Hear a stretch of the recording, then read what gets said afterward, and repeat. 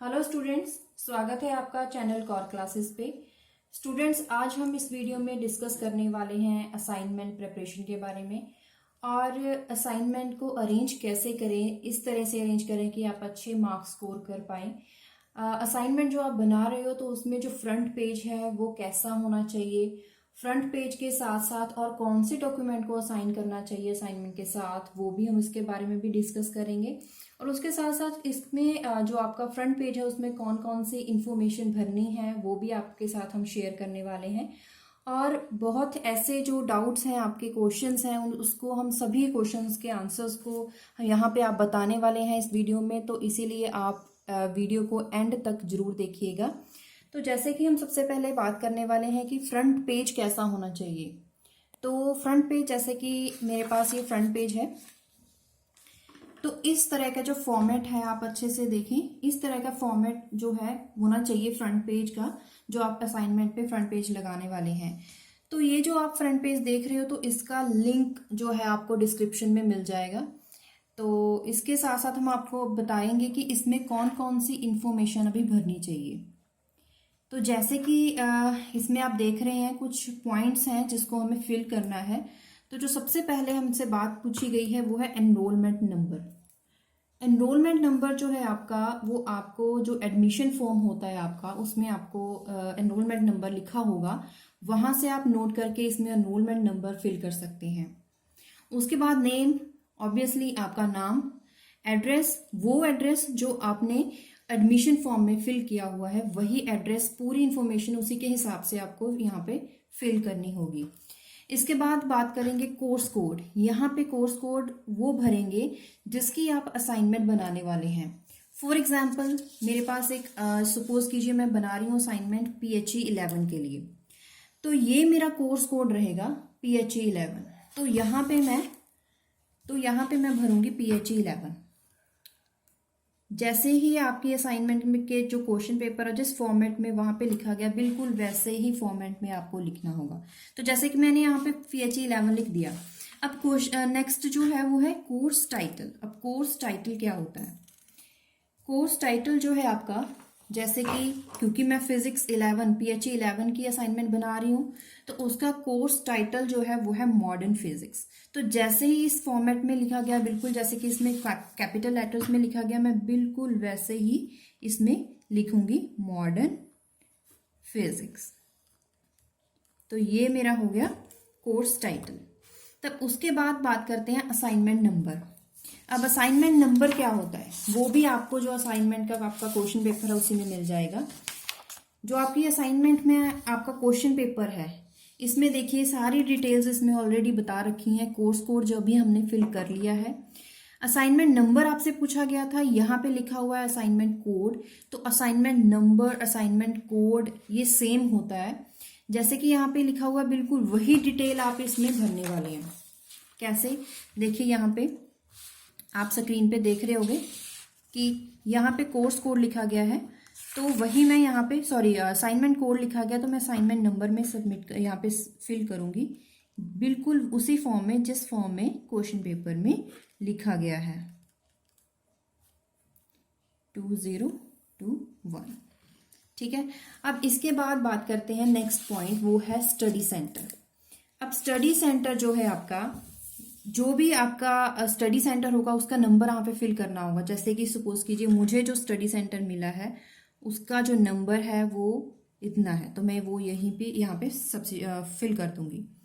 इसके बाद बात करेंगे फ़ोन नंबर, आपका फ़ोन नंबर। लेकिन बात ध्यान में रखें कि फ़ोन नंबर वही आपको यहाँ पे फिल करना है जो आपके एडमिशन फॉर्म में रजिस्टर्ड हुआ है। जो आपका रजिस्टर्ड नंबर है वही आपको यहाँ पे सबमिट करना है। उसके साथ साथ नेक्स्ट पॉइंट है ईमेल आईडी। तो email ID, registered email ID ही आपको यहाँ पे लिखनी है। बिल्कुल नंबर, फ़ोन नंबर और ईमेल आईडी आपको रजिस्टर्ड जो है वही लिखनी होगी यहाँ पे।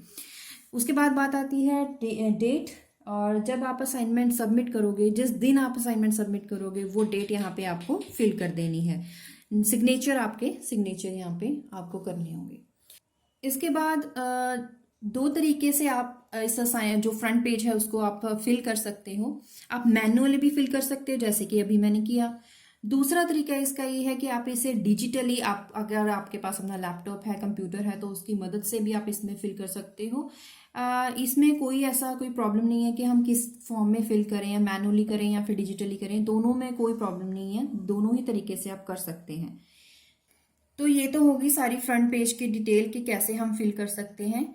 और आपको दोबारा बता दें कि इसका जो लिंक है फ्रंट पेज का वो आपको डिस्क्रिप्शन में मिल जाएगा, और उसके साथ साथ हम इसको पोस्ट कर देंगे अपने टेलीग्राम पे। तो आप टेलीग्राम पे विजिट करें और वहाँ पे हम पोस्ट करेंगे, आपको हेल्प मिल जाएगी। और इसके बाद जो नेक्स्ट क्वेश्चन है स्टूडेंट्स का वो ये है कि हम कौन कौन से डॉक्यूमेंट इसमें अटैच करें और किस सीक्वेंस में अटैच करें। तो सबसे पहले जो फर्स्ट नंबर पे जो आपको अटैच करना है वो होगा आपका फ्रंट पेज। ऑब्वियसली नंबर 1 पे आपको अपना फ्रंट पेज ही लगाना है। उसके बाद नंबर 2 पे आपको क्या लगाना है, इसके बाद आपको लगाना होगा आपका आईडी कार्ड। आईडी कार्ड लगाने के बाद मतलब कि आईडी कार्ड की फोटोकॉपी। आईडी कार्ड की फोटोकॉपी लगाने के बाद सेकंड नंबर हो गया। अब थर्ड नंबर पे आपको लगाना है आपका क्वेश्चन पेपर।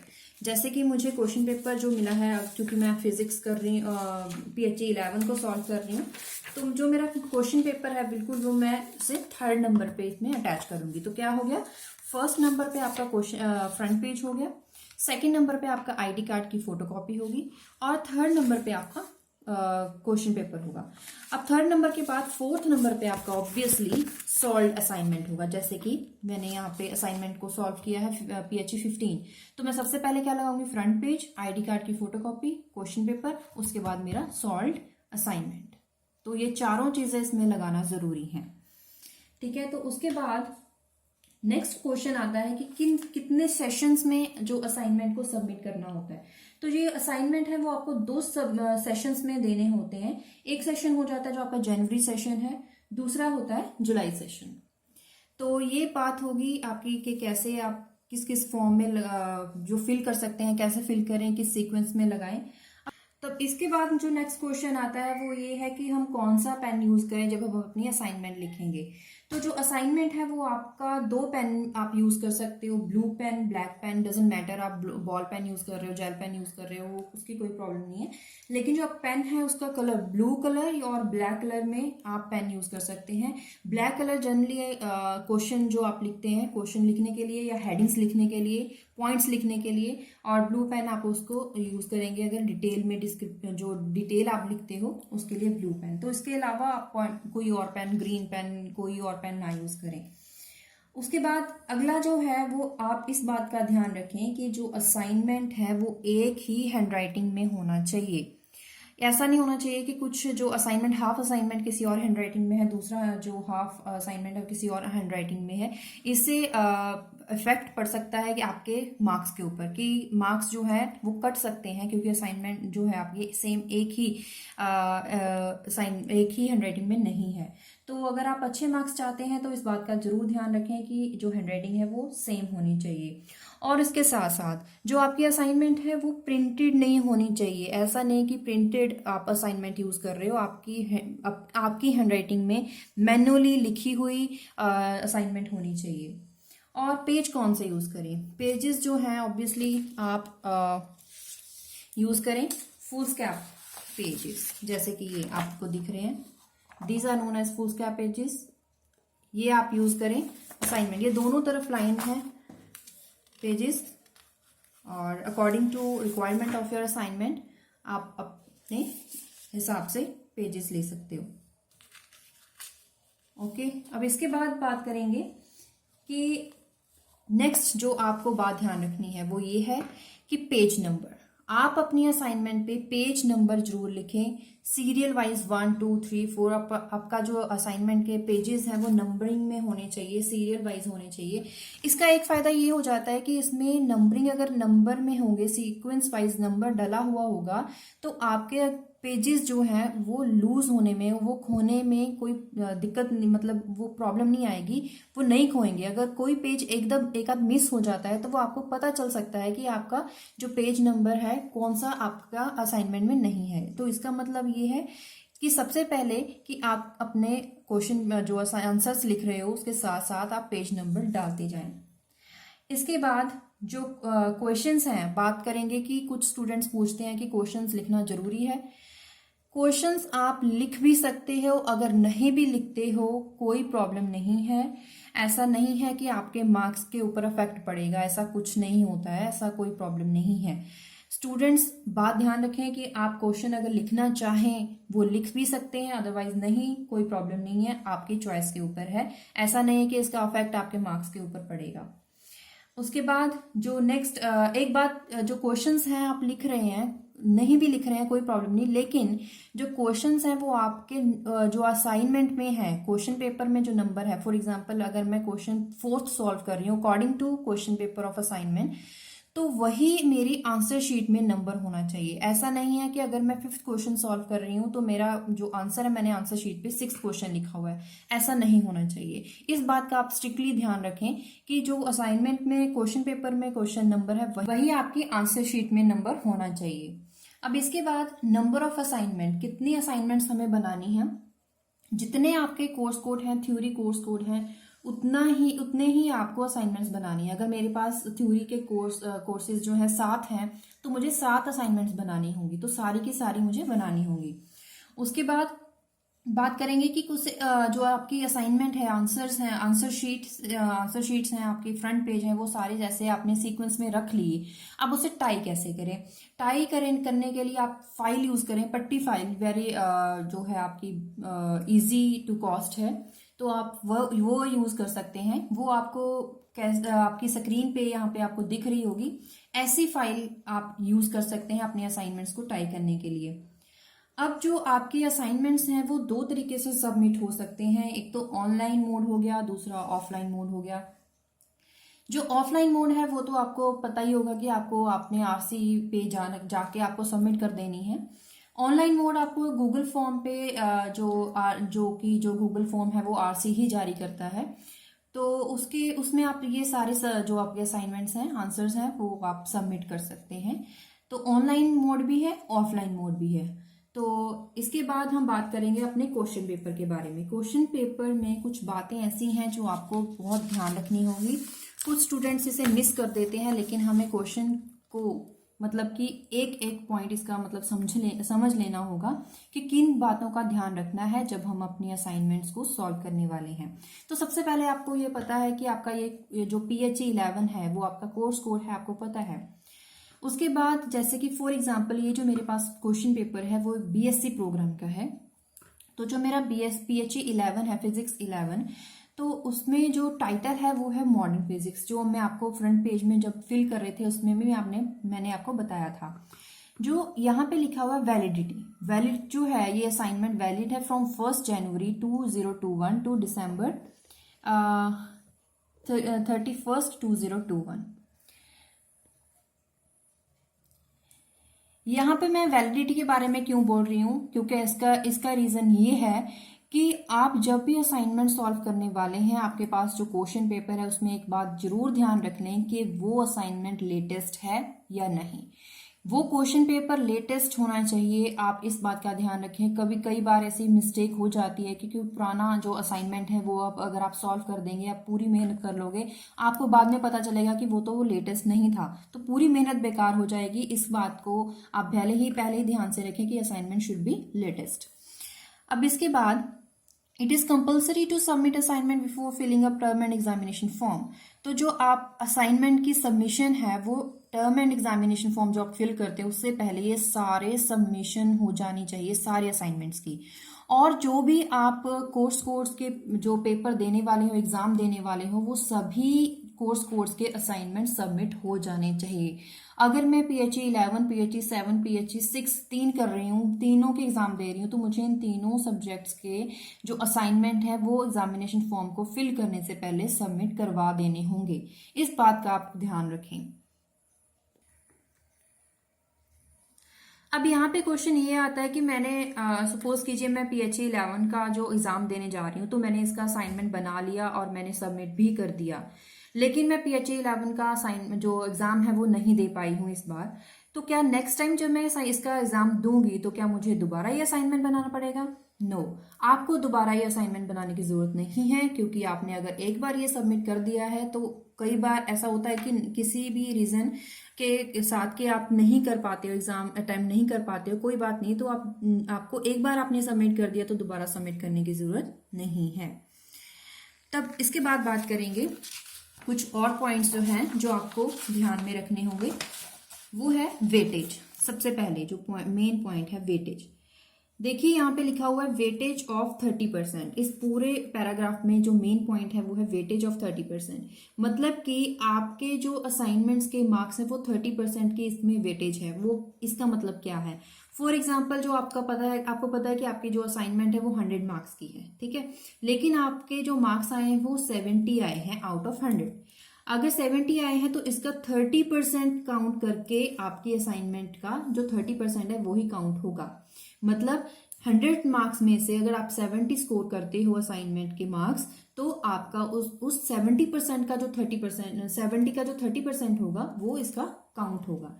तो इसीलिए इसका मतलब क्या लिखा हुआ है कि इसकी वेटेज कितनी है? 30% है। इसके बाद ये जो आपको यहाँ पे लिखा हुआ है, यहाँ पे है instruction for formatting your assignments. वो ये फ्रंट पेज की इस पूरी डिटेल है जो हम पहले ही डिस्कस कर चुके हैं, तो इसीलिए दोबारा डिस्कस नहीं करेंगे। यहाँ पे लिखा हुआ है कि फुल स्कैप साइज राइटिंग पेपर आपको लेना होगा, और ये हम बात पहले ही डिस्कस कर चुके हैं। ये जो आप शीट देख रहे हो, ये जो शीट्स हैं वो फुल स्कैप पेपर की ही हैं, और अच्छी क्वालिटी के पेपर लीजिएगा, थिन क्वालिटी के नहीं होने चाहिए। उसके बाद है लीव 4 सेंटीमीटर मार्जिन। तो आपको लेफ्ट, ये बात ध्यान रखें, लेफ्ट टॉप बॉटम, तो लेफ्ट में लगा हुआ है, टॉप में लगा हुआ है, तो बॉटम पे लगाना है, ठीक है। तो कितना? 4 सेंटीमीटर का जो आपको मार्जिन लगा के उसके बाद असाइनमेंट के आंसर्स जो आपको लिखने होंगे। ये क्यों हम इसमें ये चीजें डिस्कस कर रहे हैं? क्योंकि अगर कोई स्टूडेंट चाहता है कि उसको अच्छे से अच्छे मार्क्स मिलें, असाइनमेंट में ज्यादा से ज्यादा मार्क्स मिले, तो आपको इन छोटी छोटी चीजों का ध्यान रखना होगा। क्योंकि आपको पता है कि थ्योरी के साथ साथ ये जो आपके मार्क्स होते हैं असाइनमेंट के, वो आपकी परसेंटेज को इन्हांस करते हैं। तो इसीलिए हम क्यों इन पॉइंट्स को छोड़ के, अगर हम इस बात का ध्यान नहीं रख रहे हैं, तो हो सकता है इन छोटी छोटी गलती की वजह से आपके जो असाइनमेंट्स के मार्क्स हैं वो कम हो सकते हैं। अगर हम ऐसा नहीं चाहते हैं तो हमें इन चीज़ों का ध्यान रखना होगा।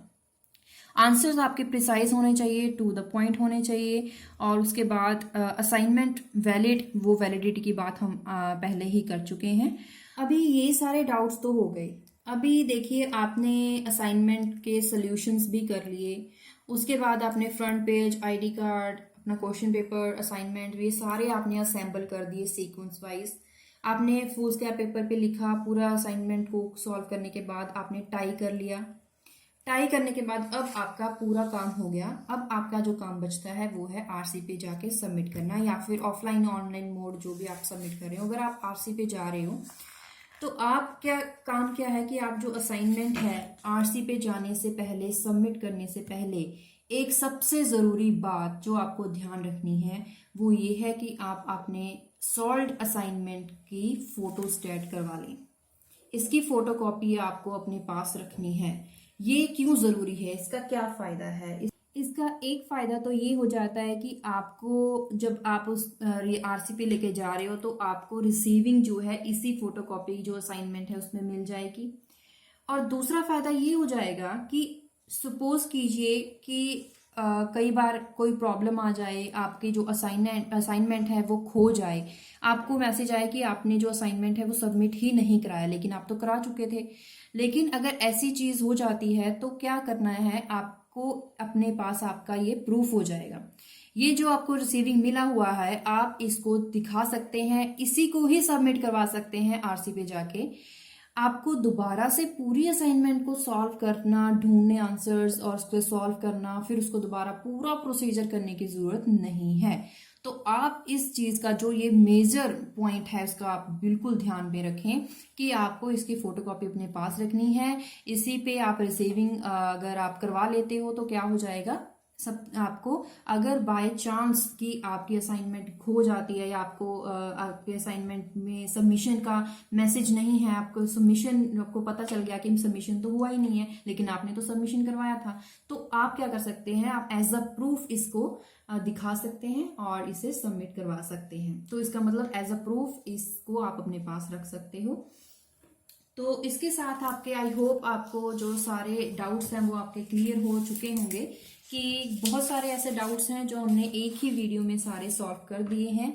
और अगर आपके सारे डाउट्स क्लियर हुए हैं, आप सेटिस्फाइड हो, तो इस वीडियो को लाइक जरूर कर दीजिएगा और अपने साथियों के साथ भी इसको शेयर करें ताकि उनके भी डाउट क्लियर हो सकें। क्योंकि होता है क्योंकि जिनके कोर्स आप फर्स्ट ईयर है या फर्स्ट सेमेस्टर है, तो उन स्टूडेंट्स को ये प्रॉब्लम रहती है, बहुत क्वेरीज ऐसी होती हैं, छोटे छोटे पॉइंट्स कैसे कैसे कैसे ध्यान में रखें। अगर आप ये वीडियो देखेंगे तो आपको ये सारे डाउट्स क्लियर हो जाएंगे। तो अगर आपको ये वीडियो हेल्पफुल है, तो अगर आप सेटिस्फाइड हो तो इस वीडियो को लाइक कर दीजिएगा और अपने क्लासमेट्स के साथ भी शेयर करिएगा। और नेक्स्ट अगर कोई और क्वेरी है तो आप हमें कमेंट बॉक्स में लिखते रहिए, और फ्रंट पेज का डिस्क्रिप्शन हम आपको डिस्क्रिप्शन में दे देंगे फ्रंट पेज का, और टेलीग्राम पे भी पोस्ट कर देंगे, आपको हेल्प हो जाएगी। और नेक्स्ट वीडियो भी किसी और इन्फॉर्मेशन के साथ हम बनाते रहेंगे। तब तक देखते रहिए चैनल कॉर क्लासेस। Thank you.